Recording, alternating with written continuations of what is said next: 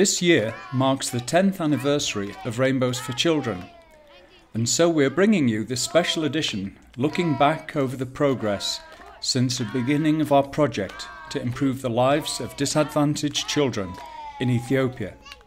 This is the city of Mekelle, northern Ethiopia, and 10 years ago this was the piece of land where we began building a kindergarten with places for 240 children of parents with disabilities. We built the primary school right next door to the kindergarten, and in the 4-year period from 2007 to 2011 we built 16 classrooms where we are educating 640 students from grades 1 to 8.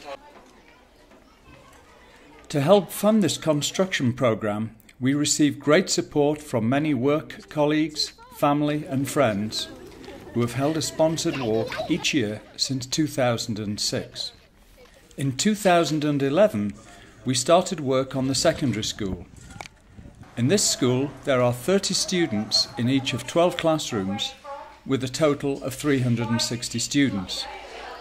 This takes the total number being educated from kindergarten to grade 12 to about 1,300 children.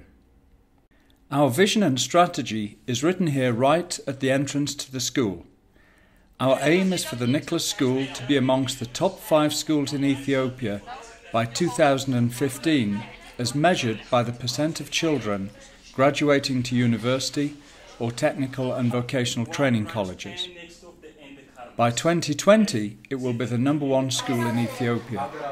We provide equal opportunities for girls and boys at the school, and the ratio is almost exactly 50-50. For the last 2 years, the Nicholas School came top of all of the approximately 30 primary schools in Mekelle in the grade 8 national exam results. Today, we employ 140 staff at the school, including teachers and support personnel. We have built well-equipped science and IT laboratories, which are absolutely critical to the success of the students and their future prospects.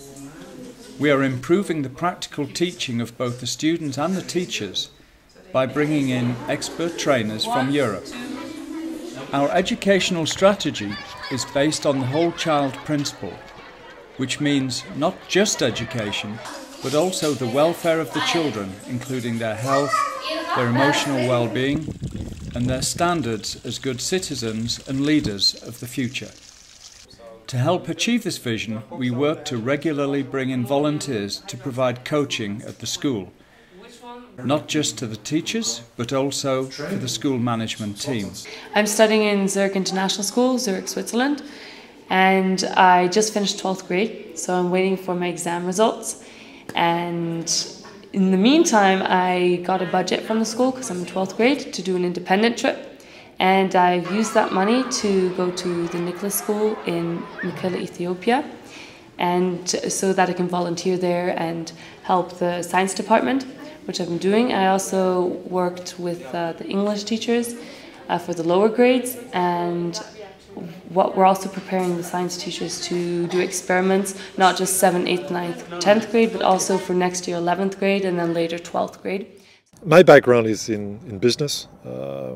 I've had a 30-year corporate career, and my last position was as the CEO of a diagnostic company called Unilabs. In February, I spent 4 weeks in Mekelle in the school, essentially with the management team. It was a tremendous experience at different levels, at the personal level, but also at the professional level, because I learned a lot working with the team over there in Mekelle. And you have these 60 or 62 teachers. And those teachers made a very profound impression on me. Because, and I've been in the corporate world for 30 years, and for 30 years we've talked about mission and vision and objectives and so on. And sometimes, the colleagues would remember them, and sometimes they would not. There was no issue with the 62 teachers. They knew what they were here for. They were totally dedicated to the children. I mean, they refer to the students as children, so they're there for the children. And they're very ambitious for these children. More than 75% of the children at our school have at least one parent with disabilities resulting from war injuries or landmines. Without extra support from Rainbows for Children and the Tigray Disabled Veterans Association, many of those families would be trying to survive on a government disability pension of $15 per month. With this kind of income, it would be impossible for them to send their children to a government school, because even at government school, they would still have to pay for school uniforms, books, pencils and transport. In some cases, the children have only one parent, following the death of their father or mother from war-related injuries, and a few are orphans who live with relatives. So that the lowest income families can send their children to school, Rainbows for Children provides sponsorship for about 300 children. We match sponsors in Europe, the USA, Australia and many other countries with the most needy families on our large waiting list at a cost to the sponsor of just $400 per year, just a little more than $1 per day. We have two girls of our own, and so we like to support in particular girls in their education process.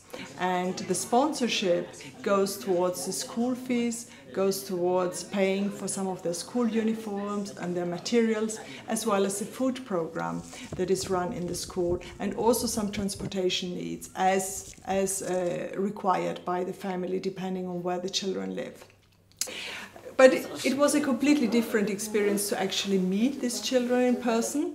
Together with my husband and my daughter, we decided to go to see the school. These experiences all stick with you, and I would recommend anybody who is looking to sponsor a child to go to Rainbows for Children.